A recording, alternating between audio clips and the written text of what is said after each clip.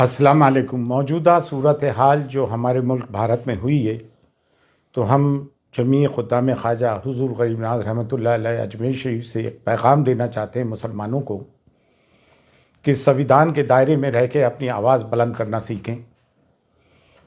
और जो भी कभी भी दीन व मिल्लत के मामलात हुए हैं, चाहे वो नामूस रसूल का मामला हो सल्लल्लाहु अलैहि वसल्लम या अहले बैत अतार का, बारगाह हुज़ूर गरीब नवाज से हमेशा आवाज़ उठी है।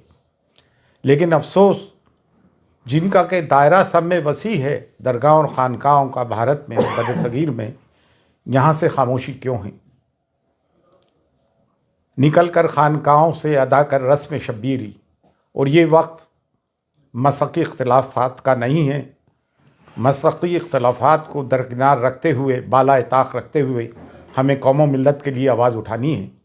बेशक हम इस चीज़ की सख्त मजम्मत करते हैं जो महरौली शरीफ में बाबा कुतुबुद्दीन बख्तियार काकी रहमतुल्लाह अलैह के कुर्ब जवाहर में जो 700 और 800 साल पुरानी मस्जिद, मदरसा, कब्रस्तान ढाए गए हैं, हम उसकी सख्त मजम्मत करते हैं। ये उस दौर के कब्रस्तान थे जो बाबा कुतुबुद्दीन बख्तियार काकी जो हुज़ूर गरीब नवाज़ के जानशीन हैं, उनके हम असर थे, खुलफा थे और मुरीदीन थे।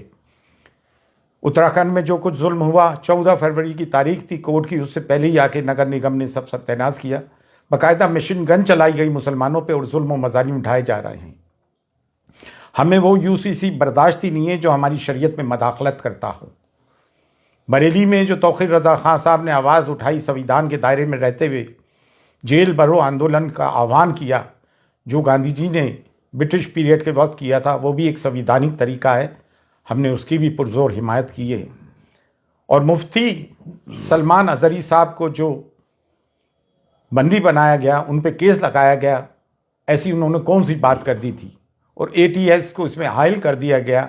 जब भी कोई मुसलमान कोई अपने हुकूक की आवाज़ उठाता है, अपने पे हो रहे जुल्म की आवाज़ उठाता है, तो उसके तार पाकिस्तान से या किसी भी टेररिस्ट ऑर्गेनाइजेशन से जोड़ने की कोशिश की जाती है। सब्र की, सहनशीलता की एक इंतहा होती है। गुज़िश्ता 10 साल से मीडिया एंटी इस्लाम और एंटी मुस्लिम उस पर कारमंद है। लोगों के दिलों में जहर भर दिया है। मिडाइवल पीरियड में तारीख़ में क्या हुआ, हिस्ट्री में क्या हुआ, इतिहास में क्या हुआ, उसके ज़िम्मेदार हम कतई तौर से नहीं हैं। पार्टीशन के हम ज़िम्मेदार नहीं। फिर हमारे पर ये मज़ालिम और जुल्म क्यों उठाए जा रहा है? हिंदुस्तान में डाइवर्सिटी है, तमाम फूलों का एक गुलदस्ता है। सिर्फ एक गेंदे का फूल ही क्यों?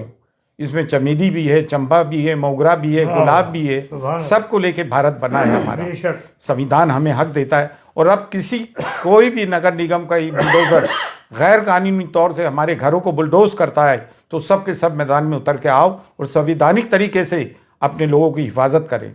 ये बुलडोज़र की राजनीति इन्होंने इसराइल से सीखी है।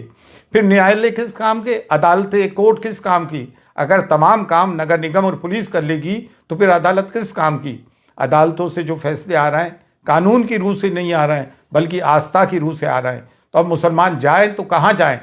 अब दरगाह और ख़ानकाह जिनका कि सब में बड़ा गहवारा है, जिसकी कि भारत में सब में ज़्यादा फॉलोइंग है, आप लोग आवाज़ क्यों नहीं उठाते हो भाई? बारगाह गरीब नवाज जो कलीदी दरगाह है, जब यहाँ से आवाज़ उठ रही है तो आप लोग भी आएँ और खुलकर अपनी आवाज़ उठाएं। ये ना सोचें कि मैं खामोश रहूँगा तो बच जाऊँगा। नहीं, ये हम पे यलगार कर दिया गया है। और संविधान हमें हुकूक देता है कि हम अपनी बात को संविधान के दायरे में रहते हुए डेमोक्रेटिक तरीके से आवाज़ उठाएं। आज हुजूर गरीब नवाज की दरगाह तक भी बात पहुंच गई है। हुजूर गरीब नवाज की शान में गुस्ताखियाँ हो रही हैं। हमारे नबी करीम सल्लल्लाहु अलैहि वसल्लम की शान में गुस्ताखियाँ हो रही हैं। कब तक मुसलमान बर्दाश्त करेगा? और अगर मुसलमानों की इबादत गाहों पे बुलडोज़र चलने के बाद भी मुसलमान चुप है, तो इससे बढ़ के मुर्दारी क्या होगी? लेकिन अल्हम्दुलिल्लाह अब मुसलमान जाग गया है, हम सब जाग गए हैं। बारगाह हुजूर गरीब नवाज से भी सदा बुलंद होती आई है और अब पुरजोर बुलंद हो रही है कि उठो और उठ के जुल्म के ख़िलाफ़ आवाज़ उठाओ। अगर अपने आप को हुसैनी कहते हो और जुल्म के ख़िलाफ़ आवाज़ बुलंद नहीं करते हो, तो तुम कैसे हुसैनी हो? मसक़ी इख्तिलाफ़ात अपनी जगह हैं, लेकिन मिल्लत की बुनियाद पर मसक़ी इख्तिलाफ़ात को बाला ताक़ रखो और जो लोग बोल रहे हैं उनकी हिमायत करो। आओ और बोलो मुसलमानों के जुल्म के ख़िलाफ़। फ़ी अमानिल्लाह। अल्लाह हाफ़िज़।